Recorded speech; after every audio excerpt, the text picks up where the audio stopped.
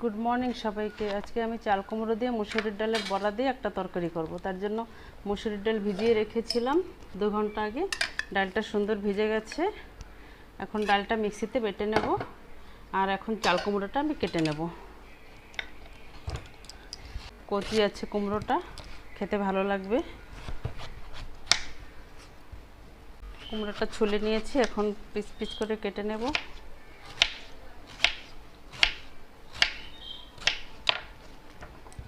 এরকম সাইজের পিস করেছি।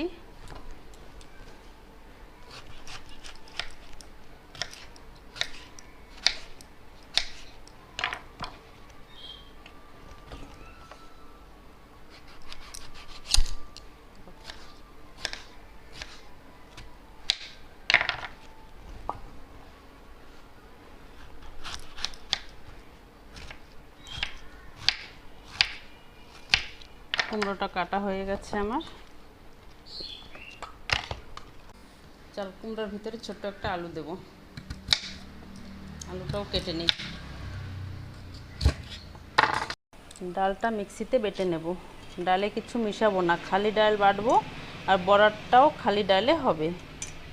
নুন হলুদ কিছুই দরকার নাই এতে। ডালটা বেটে নিয়ে এসেছি, এরকম করে বাটতে হবে। কড়াইতে আমি তেল দিয়ে দিলাম। তেলের উপর 2টো শুকনো মরিচ, একটা জিরা আর কয়েকটা সরষে। এখন দিয়ে দেব চাল কুমড়ো আর আলু।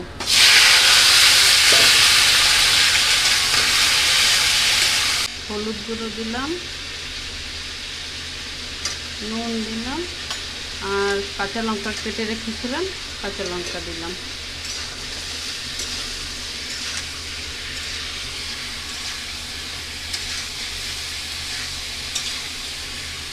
ডালটা বেটে রেখেছিলাম, এখন এটা বড়াগুলো করব।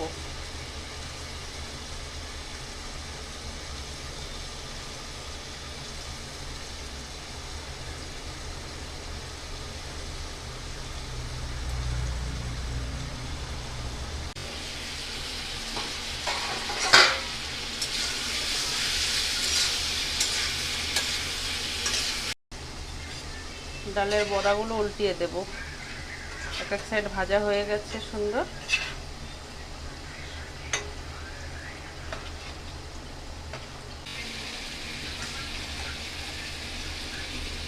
ধনিয়া জিরার গুঁড়ো দিয়ে দিলাম। এখন আর একটু নেড়ে চেড়ে এখন একটু ঝোল দিয়ে দেব। এখন দিয়ে দিচ্ছি জল। এদিকে বড়াটাও হয়ে গেছে, এখন এগুলো নামিয়ে রাখবো।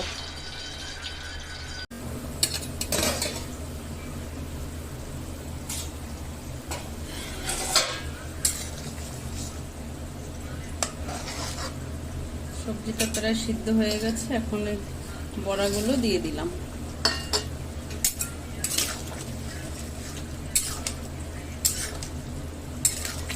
এখন আর 5 মিনিট ঢেকে রাখবো।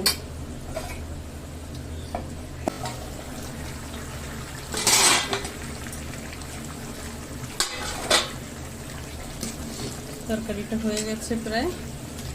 শেষে একটু আধা চামচের মতন চিনি দিয়ে দেবো। চাল কুমড়োটা একটু জলসে সবজি, তো একটু চিনি দিলে ভালো লাগবে খেতে।